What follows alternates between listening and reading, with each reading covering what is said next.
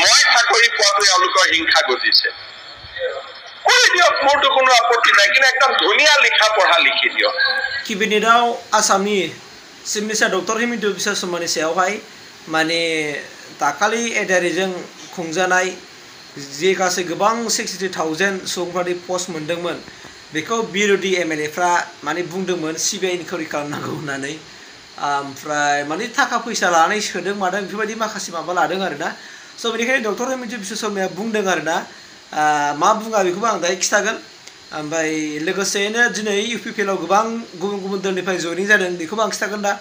आरो लोगोसे बिपिएफ हान्जायावबो दिनै गोबां मानसिफोर माने जयनिं जादों बेखौबो आं दायो खिथागोन नोंसोरनो ओमफ्राय जाहैबाय मोनसे जाहैबाय मा एबसुनि आफादगिरिया दिनै बुंदों कि एसआइइउ माने जे बिटिआरआव जे टेट मोनसे रिक्रुटमेन्ट जानांगौ टेट माने जायफोराखि टेट पास जाबाय माने टिचार रिक्रुटमेन्ट जानांगौ बाहाय एसआइइउ एप्रुभ नांगौ होनना बुंदों बेखौ दासिम मोनाखै होनना बुंदों माने दा एसेमब्लि सोलिगासिनो दङ बे जोबनाय लोगो लोगोनो लोगो हमनानै इडुकेसन मिनिस्टारजों लोगो हमनानै बेखौ थाबैनो एप्रुभ खालामनानै बिटिआरआवहाय गोख्रैनो मा होनना बुंदों टिचार रिक्रुटमेन्टखौ खालामगोन होननानै माने दिनै एबसुनि आफादगिरि दिपेन बर' सारा बुंदों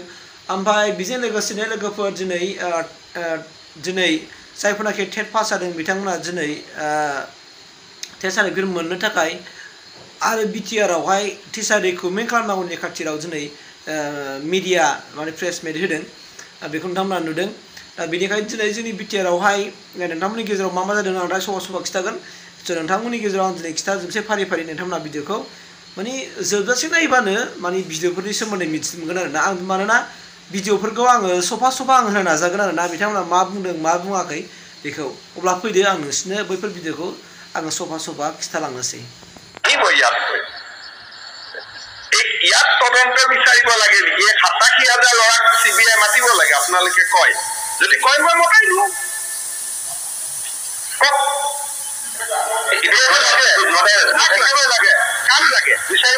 আপুনি মোক এখন লিখি দিয়ক যে এই 87,000 ল'ৰাই চাকৰি পোৱাটো ভুল তদন্ত লাগে আপুনি তেনেকে ক'লে নহ'ব নহয় এইটো শুনক ওপৰৰ ডালত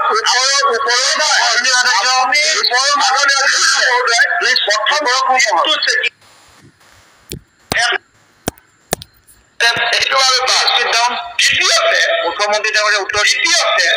চাকৰি পোৱা ল'ৰা এজনেও যদি নাপাব লাগে বুলি কয় নাম এটা মাত্ৰহে অপজিশ্যনে কষ্ট কৰিব লাগে যে অমুকে পাব নালাগিছিল মোক দি দিয়ক তাৰপিছত 87,000 ল'ৰা ছোৱালীক চিবিআই মাতিব সিহঁতৰ গালি গালাজ আপোনালোকে খাই থাকক মোৰ কি আছে 87,000 ফেমিলিক মাতিব কোনোবা চানাচুৰ বিক্ৰী কৰা মানুহৰ ল'ৰা আহি হাজিৰ হ'ব যে অমুকক দিনে দিনে অভিশাপ দিছো মই চাকৰি পোৱাটো এওঁলোকৰ হিংসা গজিছে কৰি দিয়ক মোৰতো কোনো আপত্তি নাই কিন্তু একদম ধুনীয়া লিখা পঢ়া লিখি দিয়ক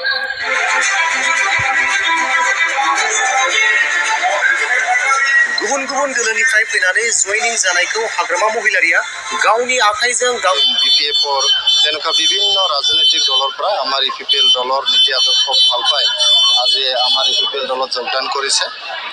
বহু দিনৰ পৰা ইয়াতে জয়নিং সাৰ্টিফিকেট এটা ডিমাণ্ড কৰি আছিলে ৰাইজে তো আজি आसामनि गेजेराव टेट क्वालिफाइड एलपि आरो इउपि बिटिआरआव थानाय आसामाव थानाय आरो ग्रेजुवेट टिचार पिजिटि टिचार लेभेलनि टेट एपइन्टमेन्ट खालामनांगौनि थाखाय आसाम सरकार बिटिआर सरकारखौ जों नारसिनबोदों आरो मैया मोनाबिलियाव आसामनि मानगोनां सोलोंथाइ मन्थ्रि डक्टर रनज पेगुजों बिटिआरनि चिफ प्रमद बर' बिथां आरो एबसुनि गेजेराव मोनसे सावरायनाय जादों आरो बिटिआरआव जिखिनि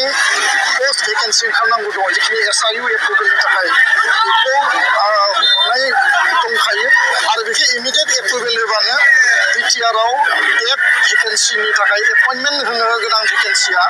बांगोन आरो बिथांमोना एपइन्टमेन्ट मोनगोन जाहाथे सिंगल टिचार जिर' टिचारनि जे थासारि दङ बेखौ जों गैया खालामनो हायो आरो मोजां मोनसे इडुकेसन सिस्टेमखौ जाहाथे जोङो लांनो हायो आसाम लेभेलावबो टेट एपइन्टमेन्टनि प्रक्रिया जागोन दा बेखायनो सरकारजों जों सावरायदों फिन खेबसेबाव नैबे एसेम्ब्लिया जोबनायनि उनाव एजुकेसन डिपार्टमेन्टजों फाइनाल डिसकासन जागोन बेनि उनावनो